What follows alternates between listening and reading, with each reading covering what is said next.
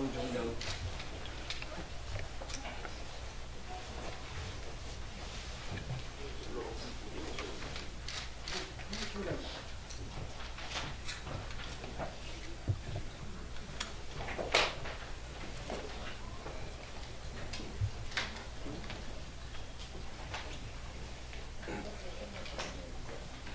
이준석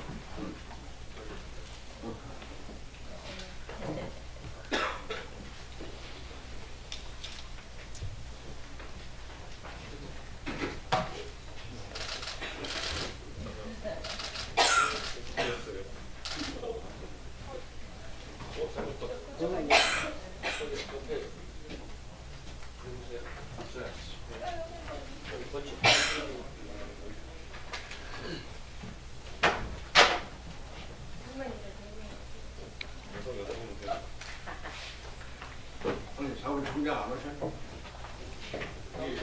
응? 연락 전화해봐요. 네, 왔습니다.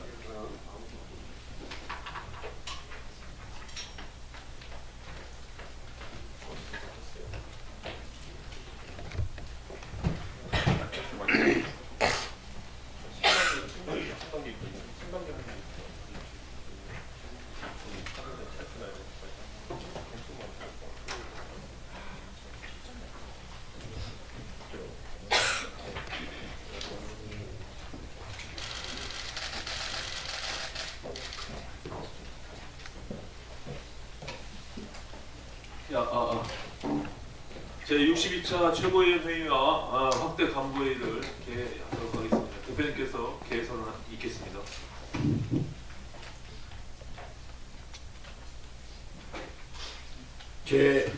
제62차 최고위원회 회의 및 확대 간부 회의를 개최합니다.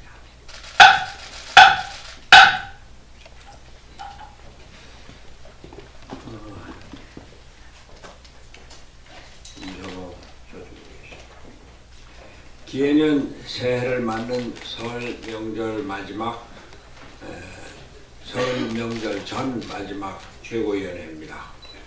또 확대 간부 회의를 통해서 우리 위원장 여러분들을 함께 모시게 돼서 반갑습니다.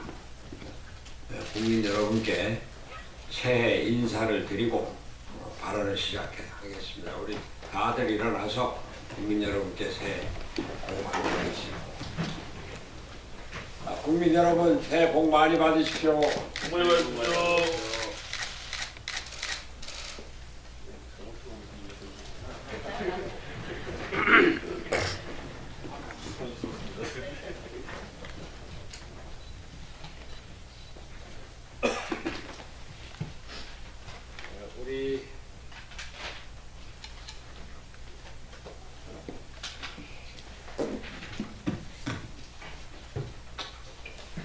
우리나라가 정치적으로 커다란 위기에 처해 있습니다. 요즘 일어나는 여러 가지 사건들, 그 중에서도 김경수 지사 사건, 우리나라 헌정 질서를 가닥부터 위협하는 커다란 사건입니다. 대통령의 옳은 발을 자처했던 김경수 지사가 지난 대선에서 댓글 조작을 통해 국민 여론을 호도한 것이 법정에서 사실로 드러났습니다. 대통령 선거가 여론 조작에 의해서 이루어졌다는 사실이 법에 의해서 밝혀진 것입니다. 우리는 지금 대통령 선거의 무효를 주장하지는 않겠습니다. 그러나 사실은 사실대로 밝혀져야 합니다. 김경수 지사가 어떤 분입니까? 2017년 5월 대선 당일 출구조사 발표 직후와 취임식 직전 문재인 대통령의 차량에 동승한 유일한 인물입니다. 측근 중에 측근입니다. 대통령의 오른팔이라고 불렀더니 힘이 있어야 오른팔이고 나는 오른발이다. 뛰어다닐 책임만 받아왔다고 응수했습니다. 그런 정도의 측근 중에 측근입니다. 김경수 지사 사건. 김경수 지사가 여론조작에서 유죄라고 하는 법정의 판결로 끝나는 것이 아닙니다. 여론조사에 관해서는 최소한도 김경수 지사가 역할을 했던 그 체계 그리고 배후 관계가 철저히 규명되어야 합니다.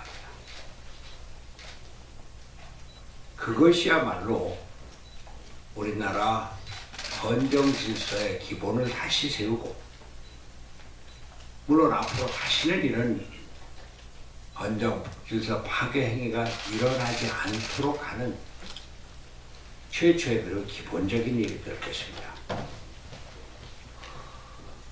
우리 당은 지난 여론조사에서 지난 대통령 선거에서 여론 조작의 직접적인 피해 당사자입니다.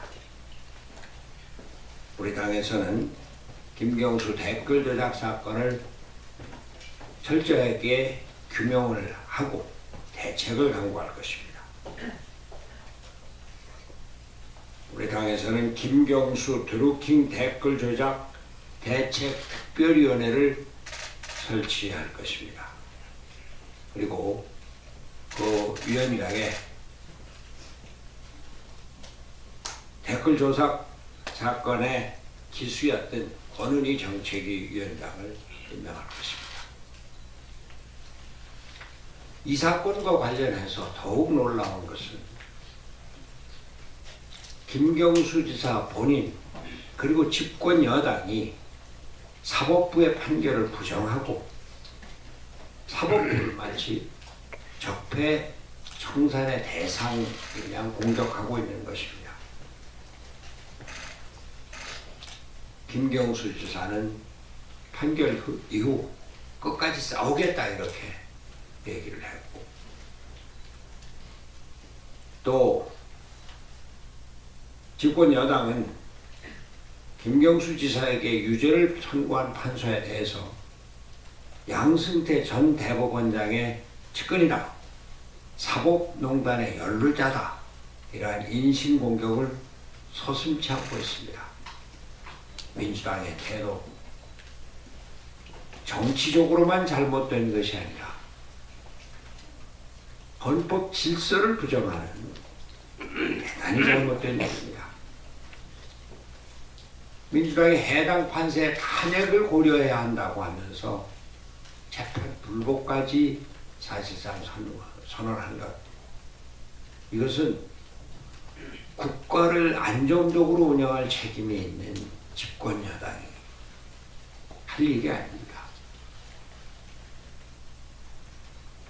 판결 직후에 긴급 최고회의를 열어서 국민의 사법 불신을 선동하고 있었던 사실.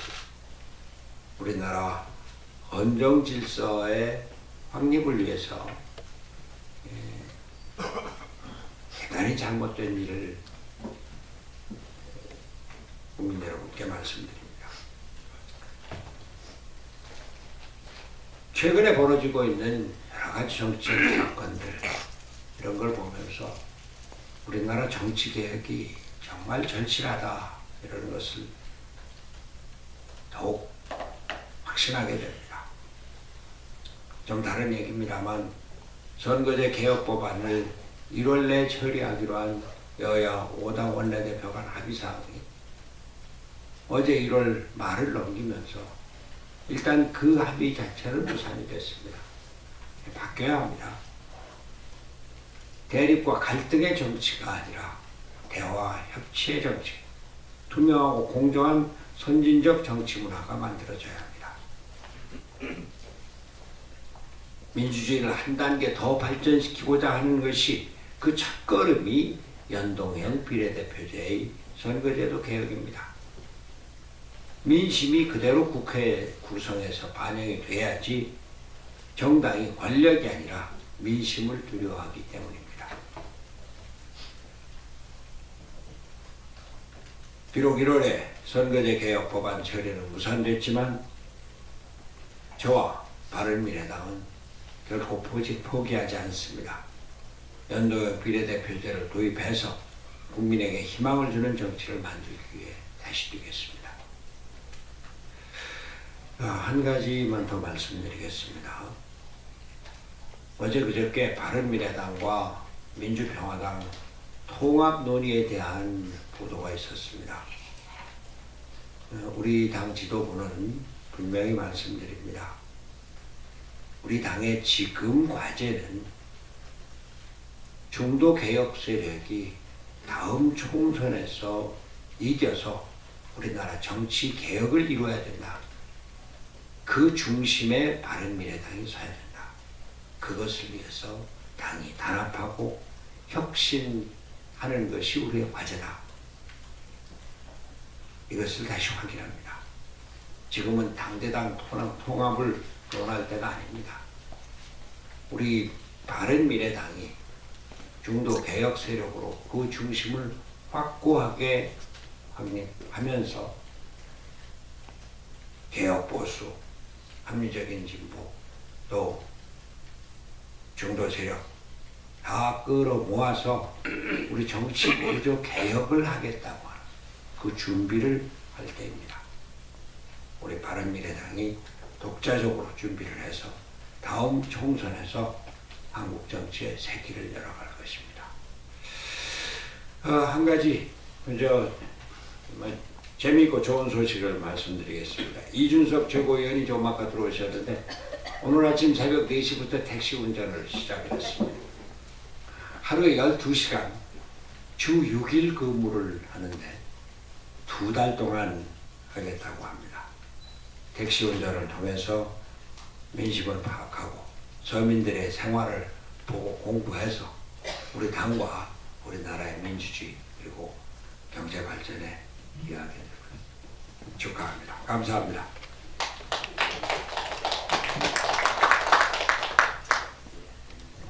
네, 원내대표입니다. 설 연휴가 곧 시작이 됩니다. 국민 여러분 새해 복 많이 받으십시오. 그러나 국회가 국민 여러분들께 설 선물을 드리지 못한 것 같아서 매우 안타까운 마음이 큽니다. 바른미래당은 어제까지도 국회 정상화와 선거개혁 논의의 진척을 위해서 민주당과 한국당을 향해 끊임없이 대화를 시도하고 설득했습니다. 하지만 민생과 경제를 외면하고 정쟁에만 몰두하고 있는 양당의 구태로 인해서 결국 성과를 내지 못했습니다. 이런 와중에 정부 여당에서는 각종 권력형 비리 의혹 사건과 실언들, 그리고 민주주의를 훼손하는 여론조작 사건으로 실형을 받은 김경수 지사의 구속까지 국민들의 마음을 어둡게 만드는 일들이 계속해서 터져나오고 있습니다. 이미 문재인 정부의 경제정책 실패 및 일자리 문제에 대한 무책임 무능 때문에 국민들 원성이 매우 높은 상황이지만 여당이 국회 정상화를 위한 책임감 있는 노력을 외면하고 있습니다. 또 민주당은 삼권 분립을 부정하려는 듯하는 매우 무책임하고 위험한 발언들을 내뱉고 있습니다. 과연 정부의 국정 운영을 책임지는 여당이 맞는지 의심스럽습니다. 한국당은 정부 여당의 각종 의혹에 대해 의혹 부풀리기에만 연연하면서 의도적으로 선거 개혁 논의를 회피하고 있습니다. 또 민생도 외면하고 여당과 함께 보이콧 공조를 하면서 국회를 방치하고 있습니다. 어제는 국회의장을 포함해 5당의 원내대표가 모여서 정개특위 논의사항을 보고받고 선거개혁에 대한 추가 논의를 하려고 했습니다만 자유한국당의 거부로 이루어지지 못했습니다. 매우 유감입니다. 어제 5당 원내대표 회담이 무산된 후 자유한국당을 제외한 4당이 2월까지 선거제 합의 처리를 위해서 최선 노력을 다하겠다고 국민한테 약속을 했습니다. 그나마 다행입니다. 민주당이 약속한 대로 최선의 노력을 다할 것을 촉구하고 자한당도 이 대열에 같이 할 것을 촉구합니다. 바른미래당은 양당의 구태를 바로잡고 일하는 국회를 만들어서 우리 정치를 바로 세우는 균형 잡힌 자세로 항상 앞장설 것임을 국민들께 약속드립니다. 어제 광주형 일자리 사업에 대한 협약식이 있었습니다. 손학규 대표님께서도 참석을 하셨습니다마는 어제 기업의 국내 투자 감소, 해외 유출이 심각한 상황에서 국내에 대규모 투자가 이루어질 수 있는 단초가 마련된 것에 대해서 매우 반길 일입니다. 무엇보다도 고비용 저효율이라는 비판을 받아온 우리 제조업에 새로운 노사 상생형, 사회통합형 모델이 도입됐다는 측면에서 더욱 의미 있다고 할 것입니다. 앞으로 많은 벽들이 넘어야 할 산들이 있습니다. 그러나 이러한 산들을 잘 넘어서 광주형 일자리 모델이 성공적으로 정착될 수 있도록 바른미래당도 적극 돕도록 하겠습니다. 광주형 일자리 사업이 광주에서만 그쳐서는 안 됩니다. 우리 경제 위기를 극복할 대안을 찾고 지역 경제의 어려움을 겪고 있는 산업위기 대응 지역으로 이미 지정된 군산, 거제 등 이러한 지역으로 확산되도록 정부가 지자체에만 맡겨두지 말고 적극적으로 가능성 있는 사업 모델을 찾고 대기업 유치 등에도 노력해 줄 것을 요청드립니다. 이상입니다.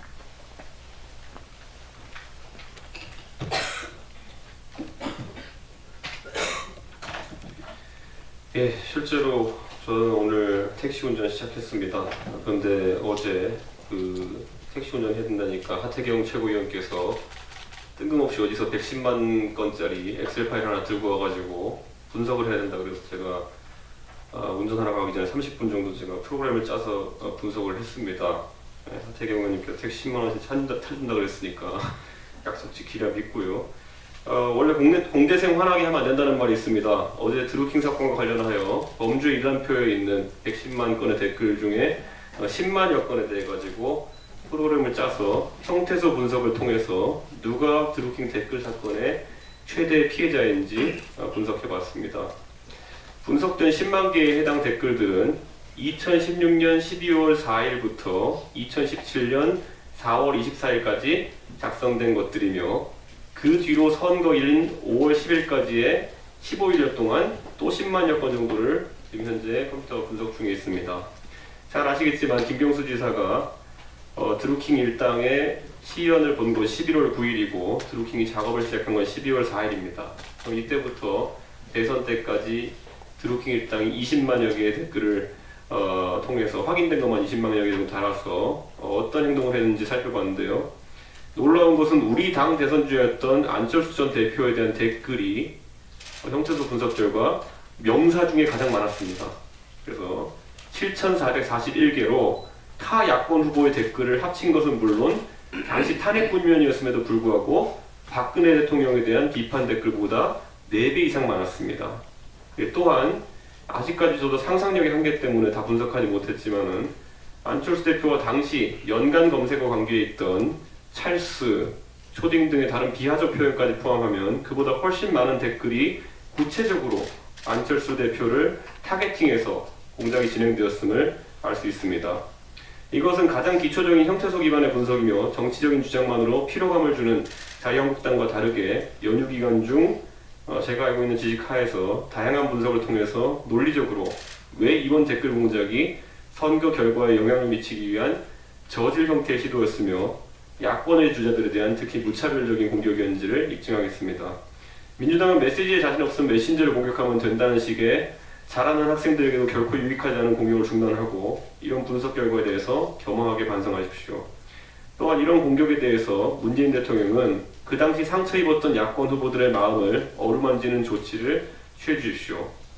과거 지지 세력의 좌표 찍기, 문자 폭탄 등에 대해서는 경쟁을 흥미롭게 만들어주는 양념 같은 것이라는 표현으로 가볍게 표현했다가 여론의 비판을 받자 화들짝 놀라서 유감 표명을 하고 위로하신 적이 있습니다. 이번 김경수 드루킹 댓글 조작건은 그보다 더 심한 선거 개입 행위이고 문재인 대통령을 찍지 않았던 58.92%의 국민, 특히 바른미래당 후보들을 지지했던 28.2%의 국민에게는 매우 큰 상처로 남아 있습니다. 제가 그래서 지금 실제로 그 10만 건 정도만 우선 골라가지고 제가 돌려본 결과인데요. 결과를 보시면 참 놀라운 것이 문재인이라는 명사가 포함된 것이 9,791건입니다. 이건 대부분 제가 본 결과 칭찬하는 댓글이었습니다. 그리고 안철수가 그 다음입니다. 7,441건입니다. 문재인을 칭찬하는 만큼 안철수를 공격해야 됐던 것입니다. 그리고 반대로 그럼 다른 후보들에 대한 비판은 어느 정도로 가했냐 봤더니 홍준표 571건, 홍준표 651건, 유승민 571건, 그리고 반기문 168건 이 정도로 돼 있고 아까 제가 말씀드렸던 것처럼 당시에 탄핵 국면으로 인해 가지고 국민적 지탄을 받던 박근혜 대통령에 대한 비판 댓글은 1,801개였습니다. 그렇기 때문에 박근혜 대통령 비판하는 것보다 4배 정도의 수치로 안철수 대표를 타겟팅했다는 것을 알 수 있습니다. 그 외에도 보면은 주요 정도에서 그러니까 선거 과정 중에서 예를 들어 토론이 있었을 때 토론이라는 단어 하나로 3,009건의 댓글을 게시했던 드루킹 일당, 그리고 뭐 제가 참고자를 넣었지만 그 당시 손학규 대표는 122건밖에 없습니다. 그리고 김무성 대표 이런 그냥 야권의 일반적인 정치인들 45건밖에 없습니다. 그렇기 때문에 대선 주자들을 타겟팅하고 특히 그 중에서도 우리 바른미래당의 후보인 안철수 대표를 타겟팅해서 괴롭혔다는 그런 아주 구체적인 증거가 나왔습니다. 이것은 아까 말씀드렸던 것처럼 처음 10만 건에 대한 분석, 그 일람표가 10만 건씩 11개의 파일로 되어 있습니다. 첫 번째 파일을 분석한 것으로서 연휴 기간 중에 대선 1까지의 그 내용들을 모두 분석할 계획이 있습니다. 분석이 완료되면 민주당은 이 자료에 대해 가지고 최소한 일말의 책임감을 느끼고 사과하는 자세를 보여줬으면 합니다. 분명히 이번 댓글 공작 사건의 최대 피해자는 우리 바른미래당을 지지했던 국민들 그리고 안철수 대표와 같은 대선 주자였습니다. 그렇기 때문에 저희는 우선 그런 강력한 요구를 하겠습니다. 부끄러운 줄 알고 꼭 사과하십시오.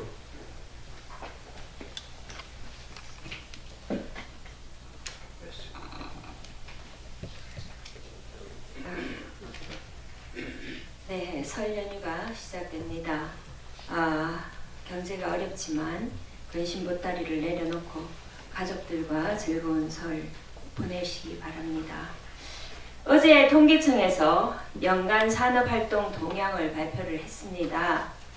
혹시나 했지만 역시나였습니다. 소비는 좀 늘었지만 산업 생산은 1% 증가에 그치고 설비 투자가 매우 큰 폭으로 하락했습니다. 생산과 투자 관련 지표는 최저치를 경신하는 등 생산활동이 극히 부진했다는 점을 보여줬습니다. 작년 정부 경제팀은 연말이 되면 좋아질 거라고, 우리 경제가 좋아질 거라고 얘기를 하다가 또 수중에서 내년 초가 되면 좋아질 거라고 했었는데요. 작년 소득주도 성장 주도의 경제정책을 강제하면서 장하성 전 실장은 우리 경제의 체질을 바꾸기 위해 수반되는 통증이라고 둘러댔습니다. 반면 그의 사촌인 장하준 교수는 소득주도 성장은 경제 체질을 개선하기 위한 방안이 아니라 임시 방편으로 얘기를 했습니다. 그는 한국 경제가 비상사태이며 체질 개선이 필요하다. 신사업에 투자를 소홀히 해서 외환위기 이후 투자 비율이 크게 떨어지고 있고 특히 설비 투자는 반토막이 났다. 경제 체질이 약해서 일자리가 안 만들어진다라고 했습니다. 그런데 정부는 근본적인 문제는 도외시한 채 국민의 혈세를 풀어 일자리를 만들어 경제를 움직여 보려고 하고 있습니다. 금년 들어 그런 기조가 더 강해져서 예타 면제 사업 등 토건 사업을 강행하는 것 또한 임시 방편일 뿐입니다. 경제가 심각한데 정치적 이슈가 많고 크다 보니까 상대적으로 도외시되는 분위기입니다. 정부는 지금이라도 원인 분석을 냉정하게 해서 근본적인 경제 체질 개선에 대한 처방을 내려야 합니다. 시간이 걸려 단기에 성과가 안 나온다 하더라도 반드시 근본적인 해결을 해야 합니다. 신사업에 신산업에 대한 투자가 늘어날 수 있도록 정부 지원책을 마련해야 합니다. 그래야 좋은 일자리가 많이 생겨나고 우리 미래 세대가 먹고 살 것이 생깁니다. 이상입니다.